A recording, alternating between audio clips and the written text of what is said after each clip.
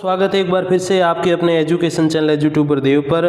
तो दोस्तों, विद्या संबल योजना सबसे पहले राजशेष कॉलेजेस में आई और उसके बाद जो है नोडल वाले कॉलेजेस में इस बार विज्ञप्ति निकाली गई है। हालांकि उनके संबंध में एक निर्देश ये है कि जैसे ही कोई स्थायी सहायक आचार्य ट्रांसफ़र के माध्यम से आते हैं या प्रतिनियुक्ति पर भी आते हैं और उसके अतिरिक्त नई भर्ती से जो विद्वान चुन के आएंगे उनके लिए भी आपको पोस्ट खाली करनी पड़ेगी। लेकिन संस्कृत शिक्षा में क्योंकि भर्ती सामान्य शिक्षा वाली की तुलना में थोड़ी लेट है तो आपको अतिरिक्त समय इस बार दिया जाएगा। और आज इस वीडियो में हम लोग यही बात करने वाले हैं कि कब से कब तक जो है वो आवेदन की तिथियां हैं। उसके अतिरिक्त एक सबसे बड़ी गुड न्यूज़ इसमें आपकी छुपी हुई है कि आपको अतिरिक्त समय मिल सकता है। और उससे भी बड़ी बात यह है कि इसमें हम संस्कृत शिक्षा की कितनी पोस्ट है और कौन से सब्जेक्ट की कितनी पोस्ट आ सकती है इस विद्या संबल योजना के अंतर्गत, उस संबंध में हम लोग बात करने वाले हैं। तो देखिए, अध्यापन हेतु ये कल ही शाम को ये विज्ञप्ति जो है जारी की गई है संस्कृत शिक्षा विभाग की ओर से। और यहाँ दो तरह के कॉलेज आप देखोगे, एक वो कॉलेज हैं जिसमें जो है शास्त्री संस्कृत महाविद्यालय लिखा होगा, एक आचार्य संस्कृत महाविद्यालय लिखा होगा।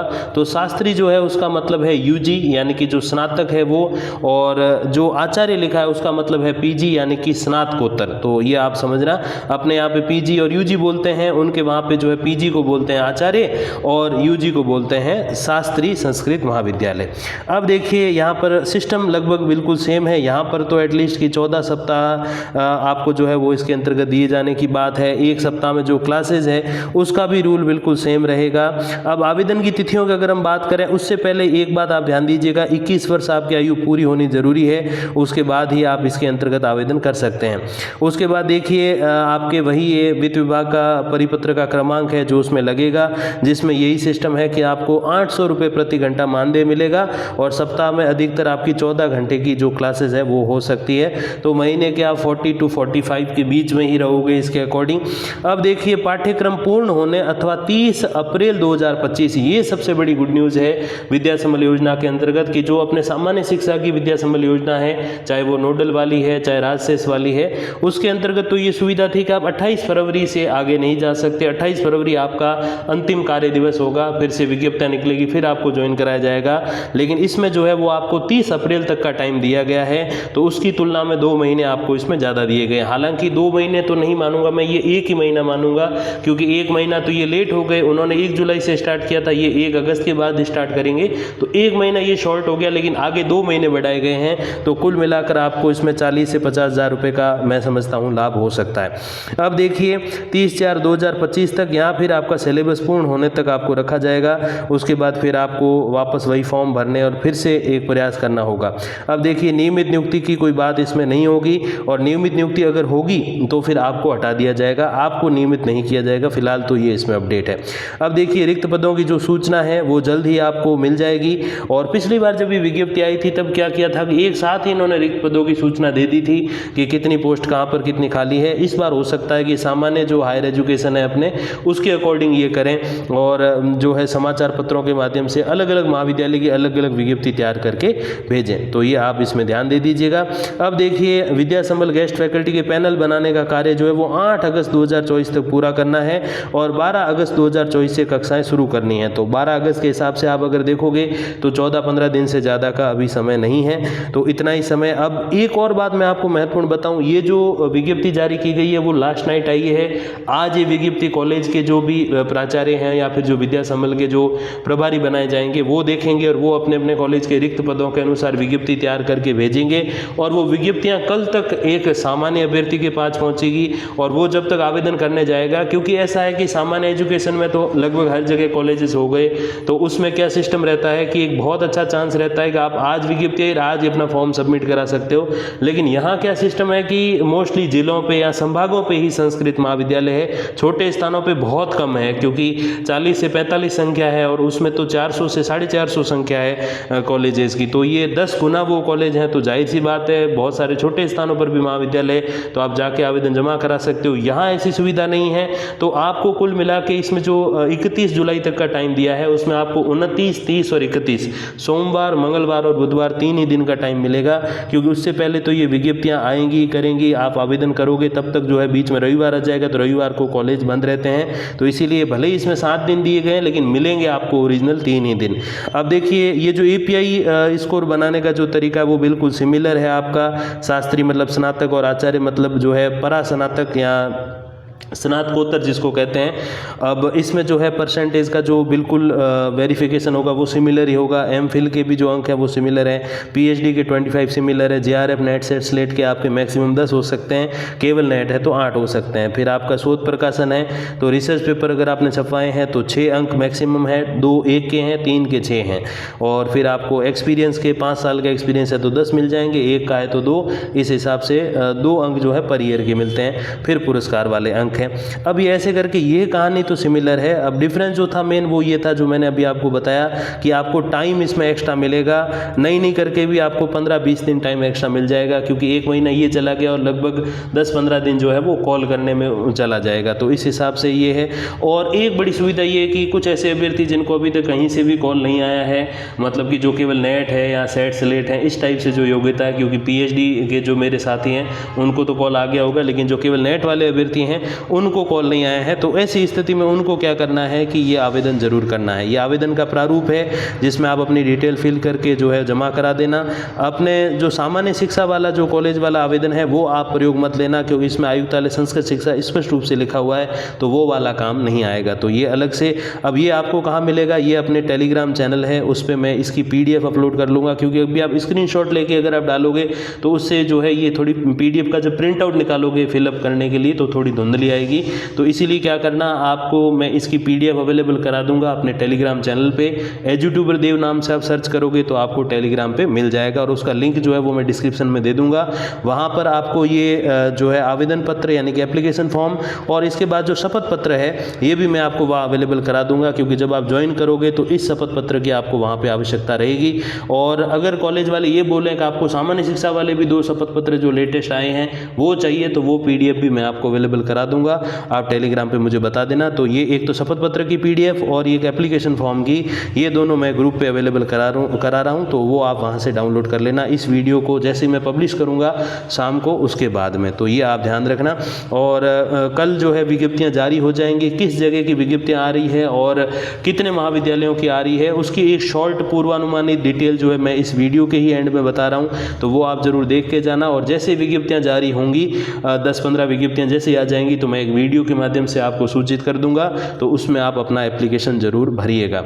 और जहाँ तक बात है कि पहले किसी ने कहीं ज्वाइन कर रखा है और उसके संस्कृत महाविद्यालय जो वो नज़दीक है और सामान्य वाला दूर है, तो फिर उन्हें वहीं रहना चाहिए। और इसके अगर विपरीत स्थिति है कि संस्कृत वाला दूर है और सामान्य वाला पास है, तो फिर 1 महीने या 15 दिन के लिए आप वो सामान्य एजुकेशन वाला छोड़ के संस्कृत एजुकेशन में मत आइएगा। तो ये आपका शपथ पत्र है। अब देखिए क्या कुछ कार्यक्रम है। तो 25 जुलाई से विज्ञप्ति और रिक्तियों का प्रकाशन। अब 25 जुलाई को इन्होंने आदेश जारी किए हैं, ये आदेश पहुंचे हैं 26 जुलाई तक, क्योंकि रात को तो कोई कॉलेज खुला नहीं रहता है, तो 26 जुलाई तक पहुंचे। तो अब 26, 27, 28, 29, 30, 31, अब 7 में से 6 दिन बच गए।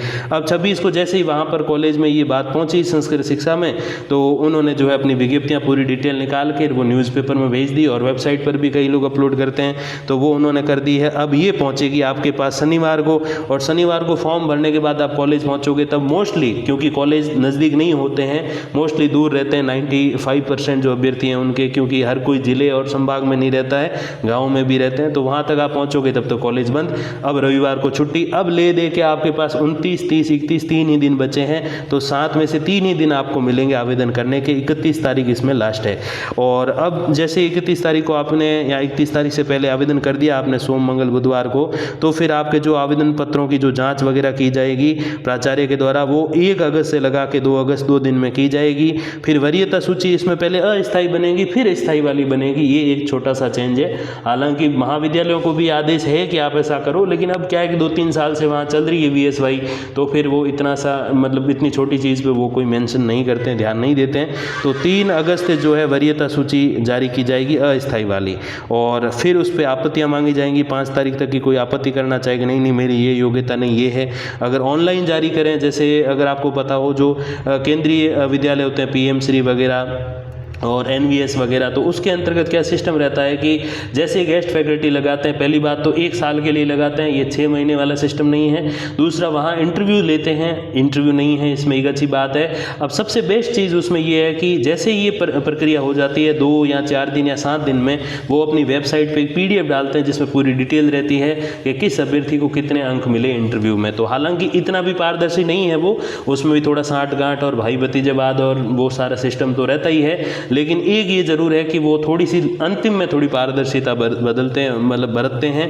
और वो बदलाव यहाँ पर नहीं है, यहाँ वो बदलाव होना चाहिए कॉलेज एजुकेशन में या संस्कृत एजुकेशन में, कि एक PDF जो है अपने महाविद्यालय की, हर महाविद्यालय की वेबसाइट है, और नोडल की तो है ही और वर्किंग में भी है, तो उनको जो है वो PDF डालनी चाहिए और बताना चाहिए पूरी दुनिया को कि इतने सारे आवेदन आए और उसकी जो है API स्कोर ये रहा है, ये उनके फ़ोन नंबर वगैरह है, तो सब दुनिया को पता चले कि हमारा आवेदन उन्होंने कचरे में नहीं फेंका है, बिल्कुल प्रॉपर यूज़ किया है। तो ये आप ध्यान दीजिएगा। अब देखिए, जो आपत्तियां मांगी जाएगी 5 तारीख तक है, फिर 6 से लगा के 7 तक 2 दिन मूल दस्तावेजों की जो है वो जांच होगी। उसके बाद अंतिम वरीयता सूची बनाई जाएगी। हालांकि थोड़ी सी प्रोसेस इन्होंने लंबी कर दी, 1 से 8 तक, 1 से 3 तक भी, 3 दिन में भी ये काम हो सकता था। तो जो स्थायी वरीयता सूची निकलेगी वो 8 अगस्त को निकलेगी। उसके बाद जो आदेश जारी होंगे अपने ज्वाइनिंग के या फिर कॉल वगैरह आने स्टार्ट होंगे, वो होंगे 12 अगस्त से। और ज्वाइनिंग के लिए 2 ही दिन का टाइम दिया जाएगा, कई बार 3 दिन 7 दिन दिया जाता है अपने दूसरे कॉलेजेस के द्वारा, वो इतना टाइम यहाँ पर नहीं दिया जाएगा। अब देखिए, अब वो डिटेल की बात करते हैं कि कितने पद आ सकते हैं इसमें। ये एक पूर्वानुमान है, इसमें मैंने कुछ एक अलग अलग डेटा यूज़ किए हैं, अलग अलग समय पे जो इनकी विज्ञप्तियाँ निकली उनके डेटा को यूज़ किया है, और इसके अलावा इनके कुछ नए कॉलेजेस की भी घोषणा हुई थी, लगभग 10 से 15 कॉलेज, उनको भी मैंने जो है क्या कुछ अब स्थिति रह सकती है। तो देखिए, सबसे पहले विद्या संबल योजना 2024-25 पदों का संभावित विवरण। 31 पुराने कॉलेज हैं, 20 नए कॉलेज हैं, टोटल 51 यानी कि 51 कॉलेज हो गए।